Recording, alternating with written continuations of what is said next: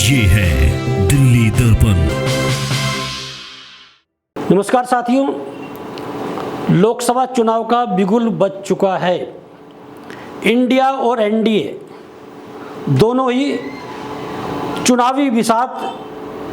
जमाने में लगे हैं और चुनावी बिसात पर दोनों ओर से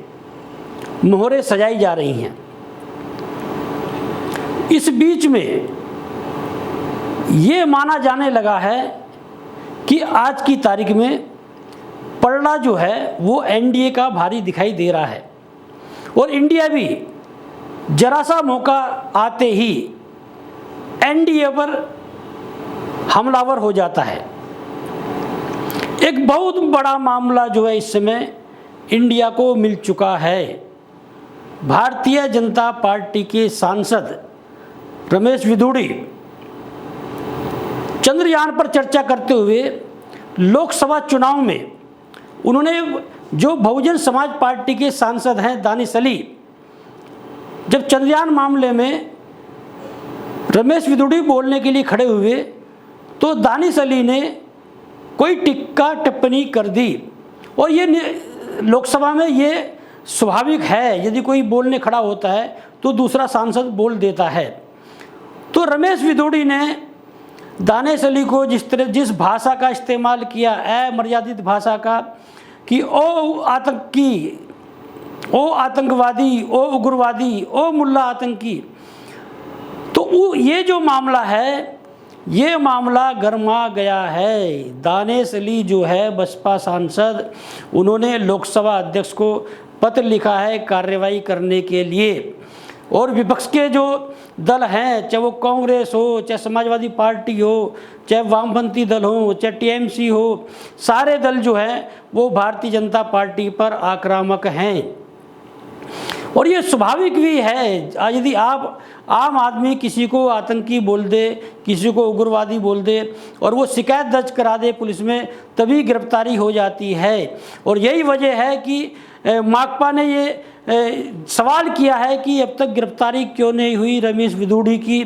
और टीएमसी की जो सांसद है महुआ मोइत्रा, उन्होंने भी सवाल उठाए हैं कि कार्रवाई क्यों नहीं हुई। और समाजवादी पार्टी के जो राष्ट्रीय अध्यक्ष हैं अखिलेश यादव, उन्होंने कहा कि भारतीय जनता पार्टी ऐसे ही जो है अल्पसंख्यकों को टारगेट करती है। दानिश अली ने जो पत्र लिखा है लोकसभा अध्यक्ष को, ओम बिरला को, उसमें ये बात की कि जब सांसद को इस भाषा का इस्तेमाल करते हुए जो है डराया जाता है, धमकाया जाता है, ललकारा जाता है, तो आम मुसलमान के साथ जो है भारतीय जनता पार्टी के नेता कैसा व्यवहार कर रहे होंगे। निश्चित रूप से भारतीय जनता पार्टी की जो राजनीति है वो हिंदू मुस्लिम की राजनीति है और भारतीय जनता पार्टी के नेता जानबूझकर इस तरह की बयानबाजी करते हैं कि जो मुसलमानों के खिलाफ होती है, उससे उन्हें लगता है कि हिंदू वोट बैंक जो है उनका एकजुट हो रहा है। लेकिन ये जो मामला है रमेश विदुड़ी का, ये भारतीय जनता पार्टी को उल्टा पड़ सकता है और यही वजह है भारतीय जनता पार्टी के जो राष्ट्रीय अध्यक्ष हैं जेपी नड्डा, उन्होंने कारण बताओ नोटिस दिया है रमेश विदुड़ी को और 15 दिन के अंदर अंदर जो है वो जो है उसका जवाब मांगा है कारण बताओ नोटिस का। और ओम बिरला ने भी चेतावनी दी है कि आने वाले समय में यदि इस तरह की हरकत होती है तो कार्रवाई की जाएगी। और रक्षा मंत्री जो है राजनाथ सिंह, उन्होंने माफ़ी मांगी है। लेकिन सबसे बड़ा प्रश्न ये उठता है कि लोकसभा में जब राहुल गांधी ने मोदी सरनेम को लेकर जो है लोकसभा चुनाव में कर्नाटक में जो है बयान दे दिया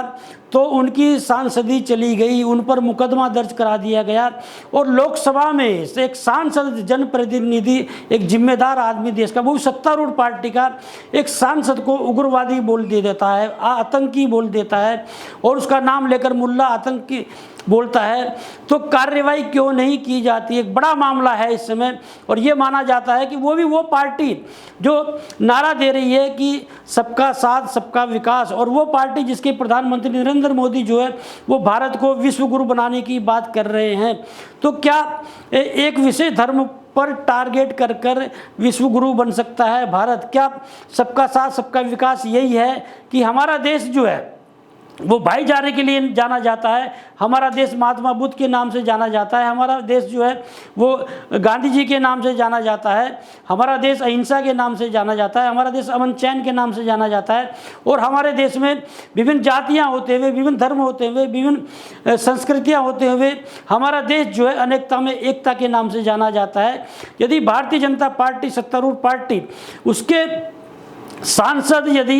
एक विशेष धर्म के सांसद को लेकर इस तरह की टिप्पणी करेंगे, आतंकवादी बोलेंगे, उग्रवादी बोलेंगे, तो क्या मैसेज जाएगा। लेकिन ये मामला जो है भारतीय जनता पार्टी को जो है वो भारी पड़ने वाला है, क्योंकि बहुजन समाज पार्टी के सांसद हैं दानिश अली, और बहुजन समाज पार्टी जो है वो दलितों की पार्टी मानी जाती है। और बहुजन समाज पार्टी की जो मुखिया हैं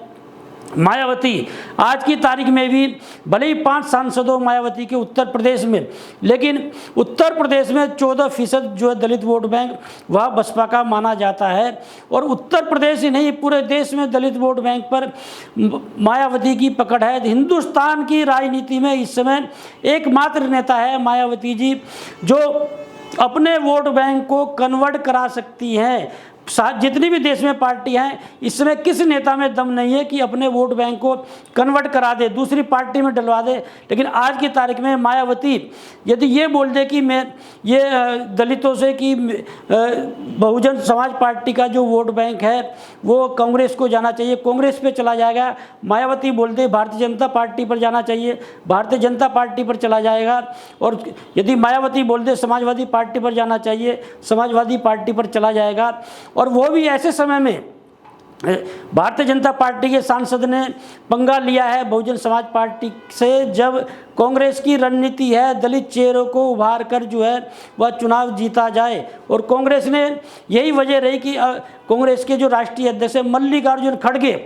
उन्हें उत्तर प्रदेश से चुनाव लड़ाने की तैयारी चल रही है। बाराबंकी से भी चुनाव लड़ाया जा सकता है। और खुद समाजवादी पार्टी ने इटावा से ऑफर दिया है मल्लिकार्जुन खड़गे को चुनाव लड़ने का। दलित कार्ड खेलने की तैयारी है विपक्ष की, विशेष रूप से कांग्रेस की। और ये जिस तरह से भारतीय जनता पार्टी ने रामनाथ कोविंद को जो है राष्ट्रपति बनाया, उसके बाद में आदिवासी महिला झारखंड की जो है द्रौपदी मुर्मू, उन्हें राष्ट्रपति बनाया। दलित कार्ड खेला भारतीय जनता पार्टी ने। भारतीय जनता पार्टी के दलित कार्ड की तर्ज पर ही विपक्ष जो है, विशेष रूप से कांग्रेस जो है दलित कार्ड खेलने जा रही है। यदि ऐसे में बहुजन समाज पार्टी भारतीय जनता पार्टी से नाराज हो जाती हैं, क्योंकि दानिश अली ने चेतावनी दे दी है यदि रमेश बिधूड़ी पर कार्रवाई नहीं होती है तो वो अपनी सांसदी छोड़ देंगे, अपनी सांसदी जो सदस्यता है उनकी सांसद की उससे इस्तीफा दे देंगे। एक बड़ा दबाव जो इसमें भारतीय जनता पार्टी पर बनाया जा रहा है। और विपक्ष जो है इस मुद्दे को जो है पूरी तरह से खुलकर खेलना चाहता है, क्योंकि मामला मायावती का है। और जानकारी ये भी मिल रही है कि कांग्रेस की कई मीटिंग जो है, विशेष रूप से प्रियंका गांधी की जो है मायावती के साथ में मीटिंग हो चुकी है। मामला सीटों को लेकर फंसा हुआ है। यदि उत्तर प्रदेश में कांग्रेस, समाजवादी पार्टी और बहुजन समाज पार्टी यदि मिलकर चुनाव लड़ लेती हैं तो योगी आदित्यनाथ जो उत्तर प्रदेश के मुख्यमंत्री है, जिस तरह से उन्होंने पिछले चुनाव में 62 सीटों पर भारतीय जनता पार्टी ने चुनाव जीता, और जो सहयोगी पार्टी है अपना दल भारतीय जनता पार्टी की, वो 2 सीटों पर चुनाव जीती। 64 सीटें जो हैं एनडीए को मिली थी पिछले 2019 के लोकसभा चुनाव में। यदि इस बार जिस तरह से रमेश बिधूड़ी ने बसपा सांसद को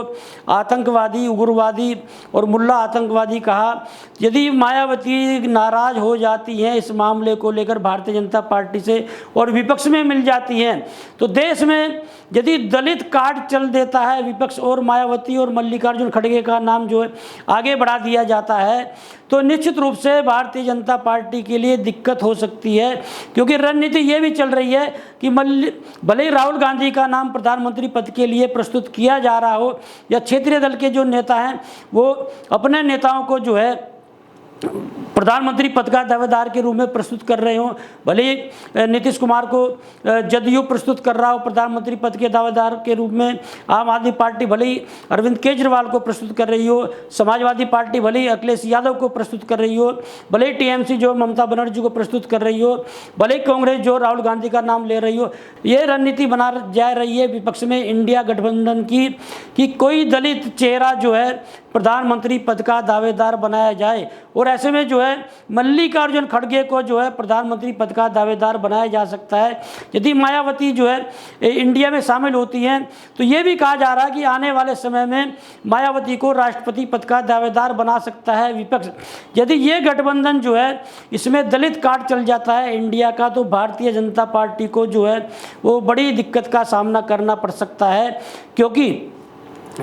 भारतीय जनता पार्टी से मुस्लिम तो नाराज हैं ही, और जिस तरह की बयानबाजी भारतीय जनता पार्टी के लोग करते हैं, और यही वजह है कि ये जो है इस समय जो समीकरण उभर कर आ रहे हैं देश में, आरएसएस जो मुखिया हैं मोहन भागवत वह बखूबी समझ रहे हैं, और यही वजह है कि वो बीच बीच में भाईचारे की बात करते हैं। वो बीच में ये भी कहते हैं कि साहब हर मस्जिद में जो है सिविलनाथ तलाशा जाए, और वो ये भी कहते हैं, वो कई बार वो जामा मस्जिद में जाकर इमाम से भी मिलते हैं वहाँ पर, और जो है अपने कार्यकर्ताओं से जो है वो ये अपील भी करते हैं कि अब जाति धर्म की बात ना की जाए, सब मिलजुल कर रहें। तो ये भाईचारे का माहौल जो आरएसएस बना रहा है उस, और भारतीय जनता पार्टी जो कट्टर हिंदुत्व की जो राजनीति चल रही है और विशेष रूप से मुस्लिमों को टारगेट किया जा रहा है, जिस तरह से जो जिम्मेदार नेता हैं रमेश विदुड़ी और बसपा सांसद को जिस तरह से संसद में ही लोकसभा में जिस तरह से उन्होंने आतंकवादी कहा, उग्रवादी कहा, तो क्या भारतीय जनता पार्टी को रमेश विदुड़ी के खिलाफ कार्रवाई नहीं करनी चाहिए? क्या भारतीय जनता पार्टी को रमेश विदुड़ी को तत्काल रूप से पार्टी से नहीं निकाल देना चाहिए? क्या लोकसभा अध्यक्ष को तत्काल रूप से जो है रमेश विदुड़ी की सदस्यता जो है वो ख़त्म नहीं कर देनी चाहिए? एक बड़ा सवाल इस समय ये पैदा हो रहा है कि भारतीय जनता पार्टी सबका साथ सबके विकास की बात करती है, लेकिन ये जो इस समय बात की जा रही है, और मुस्लिम ही नहीं, आज की तारीख में ऐसा माहौल है भारतीय जनता पार्टी का और भारतीय जनता पार्टी के समर्थकों का, यदि आप मोदी सरकार की आलोचना करते हैं तो आपको आतंकवादी कहना लगेंगे, उग्रवादी कहना लगेंगे, आपको पाकिस्तानी कहना लगेंगे, आपको नक्सली कहना लगेंगे। मतलब ये माहौल देश में बना दिया गया है कि आपको मोदी सरकार की महिमा मंडन करनी ही पड़ेगी, और यही वजह है कि देश का जो मीडिया है वह पूरी तरह से हाईजैक कर लिया गया है, और ये माहौल बनाने की कोशिश की जा रही है कि मोदी सरकार को की आलोचना का मतलब देश की आलोचना, मोदी सरकार की यदि आप जो है बुराई करेंगे तो साहब आप देश की बुराई कर रहे हैं। ये जो माहौल बनाया गया है, और विशेष रूप से जो भारतीय जनता पार्टी के सांसद रमेश विदुड़ी ने ये जो अमर्यादित बयान दिया है, अब देखना होगा कि राजनीति के क्षेत्र में ये बयान क्या गुल खिलाता है। लेटेस्ट खबरों के लिए सब्सक्राइब करें हमारा YouTube चैनल या फिर लॉग ऑन करें www.delhidarpantv.com। खबरों की कवरेज और विज्ञापनों के लिए संपर्क करें।